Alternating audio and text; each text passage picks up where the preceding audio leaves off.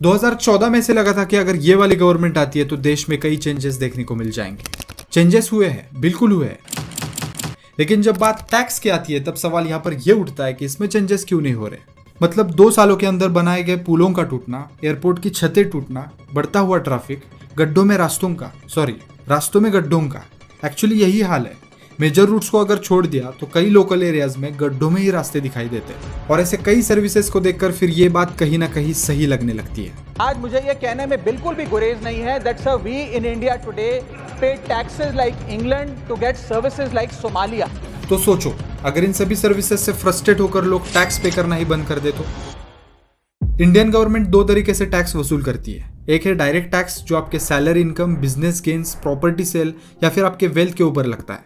और आपके goods and services के कंजम्पशन पर जो लगता है वो होता है इनडायरेक्ट टैक्स। 2023-24 के बजट के according total estimated expenditure 45,03,097 crore बताया गया था। और इसके लिए गवर्नमेंट के रेवेन्यू कलेक्शन को अगर हम देखें तो सिर्फ टैक्स के जरिए 33,60,858 करोड़ कलेक्ट करने का एस्टिमेशन था। बाकी पैसा नॉन टैक्स रेवेन्यू और कैपिटल रिसीट से पूरा करने वाले थे। तो अगर यह पैसा गवर्नमेंट को मिलना ही बंद हो जाता है तो गवर्नमेंट को मिलने वाले हाथ के मैल जैसा पैसा एकदम से बंद हो जाएगा। इस चार्ट को एक बार देख लो, ये मिनिस्ट्री वाइज एक्सपेंडिचर बता रहा है। सारे वैल्यूज करोड़ में, मतलब डिफेंस के लिए 6 लाख करोड़, रोड्स के लिए 2 लाख करोड़, रेलवेज के लिए 2 लाख करोड़ और ऐसे इन टोटल 45 लाख करोड़। तो अगर हम डिफेंस और फूड एंड पब्लिक डिस्ट्रीब्यूशन को अवॉइड ना करें तो नॉन टैक्स रेवेन्यू से आने वाला मैक्सिमम पैसा यहीं पर खत्म हो जाएगा और बाकी सेक्टर्स पर सीधे सीधे इम्पैक्ट देखने को मिल जाएगा, जैसे कि public services, infrastructure development and social welfare programmes में सिग्निफिकेंट रिडक्शन हो जाएगा। उसके अलावा रूरल डेवलपमेंट के लिए, खेती के लिए, होम अफेयर्स, हाउसिंग और अर्बन अफेयर्स के लिए पैसा ही नहीं बचेगा।